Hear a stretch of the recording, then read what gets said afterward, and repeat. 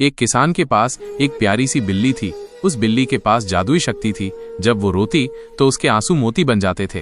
किसान उन मोतियों को बाजार में ले जाकर बेचता था। वो मोती बेचकर बहुत सारा पैसा कमाने लगा, लेकिन धीरे धीरे उसमें लालच बढ़ने लगा। बिल्ली एक बार में कुछ ही मोती देती थी, इसलिए किसान ने उसे रुलाने के लिए उसे मारना शुरू कर दिया, जिसके कारण बिल्ली जोर जोर से रोने लगी और बहुत सारे मोती उसके आंखों से निकलने लगे, जिससे मोतियों का ढेर बन गया और उन्हीं मोतियों के ढेर में दबकर किसान मर गया। बिल्ली फिर भी रोने लगी क्योंकि किसी ने भी उसे लाइक और सब्सक्राइब नहीं किया।